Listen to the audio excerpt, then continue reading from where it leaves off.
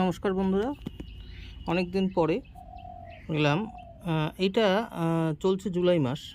তো জুলাই মাসে আপনারা চন্দ্রমল্লিকার চারা করতে পারেন।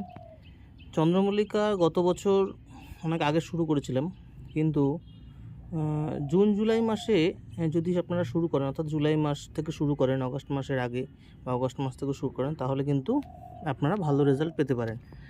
বাড়িতে করার মতন, অর্থাৎ আপনারা যদি কম্পিটিশানে না যান বা বাড়িতে শুধুই মাত্র গোলা বাগানের জন্য চারা করেন, তাহলে কিন্তু এই মাস থেকে করলে খুবই ভালো রেজাল্ট পাবেন।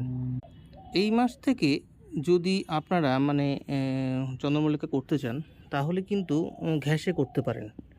যেমন এখানে আমি ঘ্যাস নিয়ে নিয়েছি।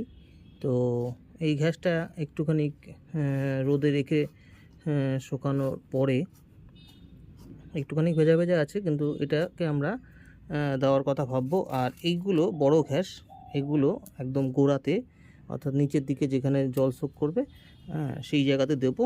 আর এই 4 ইঞ্চি পট, এই 4 ইঞ্চি পটে ট্রান্সফার করব সদ্য বানানো চারাগুলো।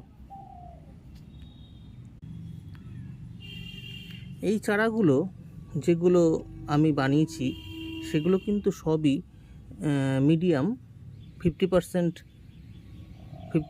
বালি আর 50% কোকোপিটে করা।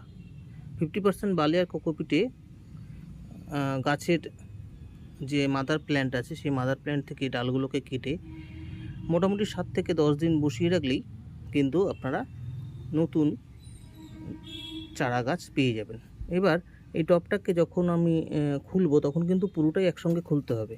তার কারণ পুরোটা একসঙ্গে খুললে তবেই সব কটা গাছ একসঙ্গে পেয়ে যাবেন। দেখুন, রুট বেরিয়েছে, এবং রুট বেরোনোর পরে এই রুটগুলোকে কিন্তু, রুট সহ গাছগুলোকে কিন্তু আমরা প্রতিস্থাপন করব। দেখুন কেমনভাবে রুট বেরোনো এই ডালগুলোকে একটা থেকে একটা করে আলাদা করে নেব এবং সেগুলোকে প্রতিস্থাপন করব।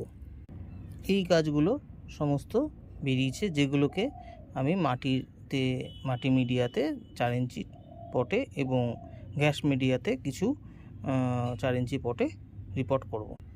দেখুন, গ্যাস মিডিয়াতে যে পট করব তার নিচে এরকম বড় দানার ঘ্যাস আমি দিয়ে দিচ্ছি 2-3টে, এবং তার মধ্যে এরকম ঘ্যাস ভরে গাছ বসিয়ে দিচ্ছি। আপনারা এরকমভাবে গাছগুলোকে বসিয়ে দিয়ে 2-3 দিন পর থেকে খাবার চালু হবে।